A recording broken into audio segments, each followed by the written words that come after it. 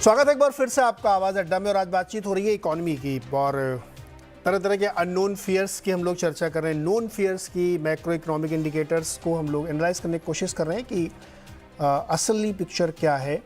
क्या कोई बहुत बड़ी गड़बड़ की आशंका है या बागों में बहार है, सब कुछ ठीक ठाक है, कोई दिक्कत नहीं है, सब बढ़िया चल रहा है, मार्केट भी वैसे इंडिकेशन दे रहा है। तो हमारे साथ जो मेहमान है उनसे हम चर्चा कर रहे थे। शुभमन सर, आप कई सारे ऐसी बातें छोड़ देते हैं जो बाद में हम सोचते रहते हैं कि उसको कैसे डिकोड किया जाए।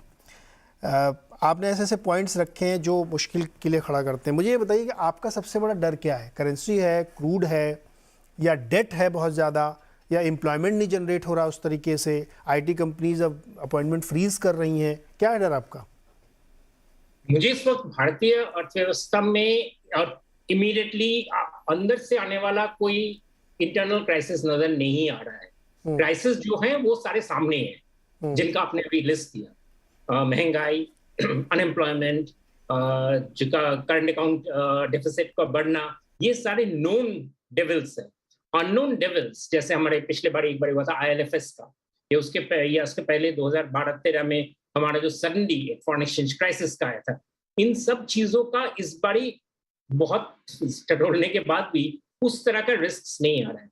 लेकिन रिस्क आएगा कि भारतीय इकोनॉमी एक्सपोर्ट इंपोर्ट के बजाय के, अगर हम तुलना करें कि वर्ल्ड इकोनॉमी से कितना इंटीग्रेटेड है, वो अगर हम देखें तो वो एक्चुअली पिछले बारी हम करीब कुछ सालों पहले हम 40% ऑफ द जीडीपी था, वो कम होकर अभी 33% ऑफ द जीडीपी है।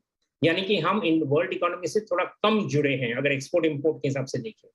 लेकिन अगर हम कैपिटल फ्लोज की बात करें और capital flows across the world में जो जिस तरह से चल रहा है, वो एक खतरा मैं नहीं कहूंगा, बट वो इरेगुलर टाइप चीज बन रहा है। यानी कि वो किन चीजों से जुड़ के आ रहा है। इंडियन कंपनीज के लिए एक बहुत बड़ा रिस्क जो इंडियन कंपनीज मानने के लिए तैयार नहीं है, वो ये है कि कैपिटल अभी जो आ रहा है इन सब में क्लाइमेट चेंज और ये मोटा मोटा जिसको आप एनवायरमेंटल साइंस कह सकते हैं, इससे जुड़ा हुआ आ रहा है। इन चीजों पे का एक सबसे बड़ा इंपॉर्टेंट इम्प्लीकेशन है कि कंपनीज अपने मैनेजमेंट में इन चीजों को अगर जल्दी से, और मैं कह रहा हूं रियली जल्दी से, अगर इसको अमल में ना लाए तो there can be a crisis. बहुत सारे कंपनीज ऐसे हैं जिनका शेयर होल्डिंग काफी एफपीआईज में है, एंड एफपीआईज के लिए ये डिफिकल्टी बहुत बढ़ रहा है कि वो क्यों इन्वेस्ट करने ऐसे कंपनी में जिन कंपनियों का एनवायरमेंटल रिपोर्टिंग स्टैंडर्ड्स एडिक्वेट नहीं है। भारतीय कंपनीज बैंकिंग में देखे, इंश्योरेंस में देखे, या अगर मैन्युफैक्चरिंग सेक्टर में भी देखे, इस पर ज्यादा गौर मैं बिल्कुल ही नहीं देख रहा हूँ। जब बातें होती है, जैसे आज भी बातें हो रही थी इंटरेस्ट रेट की, लेकिन इस चीज के ऊपर बिल्कुल डिबेट नहीं हो रहा है, और ये खतरा हमारे सामने बहुत जोर से आ रहा है। और एक बार अगर ये होना शुरू हो जाए, Indian companies are not adequately geared to handle climate emergencies, उनका इसके ऊपर रवैया राइट ठीक है। सर।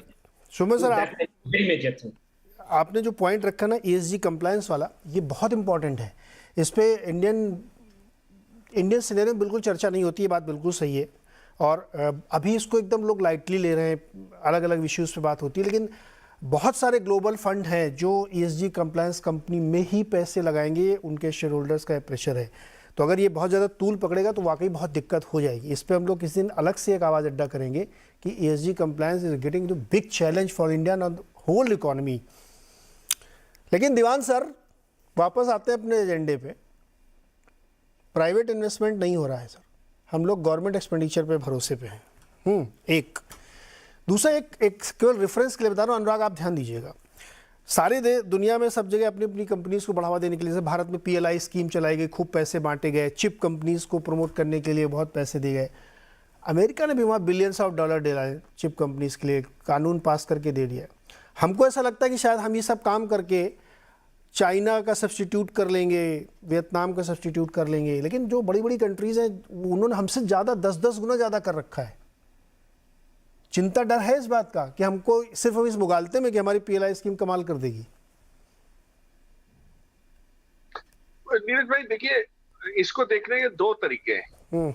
एक तो आप ये देखिए एब्सोल्यूट टर्म्स में ये आप जो कह रहे हैं कि भाई ये एडिक्वेट है कि नहीं, कि इसकी मात्रा बड़ी है कि नहीं, कि उससे कोई फर्क पड़ता है कि नहीं हमारे इंडस्ट्रीज को, हमारे सेक्टर्स को। और दूसरा ये देखिए इंक्रीमेंटल बेसिस पे कि भाई पहले हम कहाँ पे थे, आज ये हाल हमारा है कि जितना हम लोग एक्सपोर्ट ओरिएंटेशन बढ़ाने की कोशिश कर रहे हैं, और खास करके 2-3 एरियाज ऐसे हैं जहाँ पे हम लोग ने इंपोर्ट सब्स्टिट्यूशन और एक्सपोर्ट ओरिएंटेशन दोनों को बढ़ावा दिया है।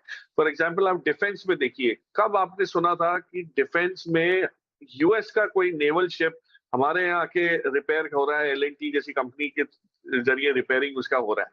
तो ये तो कभी हुआ नहीं, पहली बार हुआ है। और जब ये शुरुआत हुई है तो हो सकता है कि एक ट्रेंड हो जिससे आपको एक नई आमदनी बनने की वो हो जाए। और आप जो छोटी छोटी चीजें, कंपोनेंट्स और इंस्ट्रूमेंट्स जो सारे जो मंगवाते थे बाहर से, इंपोर्ट करते थे डिफेंस के, उसमें शुरुआत हुई है, थोड़ी थोड़ी चीजें हमने बनाना शुरू कर दी। हाँ, बहुत बड़ी चीजें बनाने लगे कि हम जहाज का जहाज बनाने लगे, ऐसा इमीडिएटली शायद ना भी हो, लेकिन जो चीजें हम कर सकते हैं उसमें शुरुआत हुई है। तो इंक्रीमेंटली बहुत चेंज आ रहा है। और अगर आप कोई कैपिटल गुड्स वाली कंपनी से बात करें जो और मजे की बात तो ये है नीरज भाई कि ये सारी कंपनीज जो अच्छी जो है, जो क्लास ए कंपनीज जो है, वो सारी सब्सिडरीज फॉरेन कंपनीज की है, चाहे वो एबीबी हो, कमिंस हो।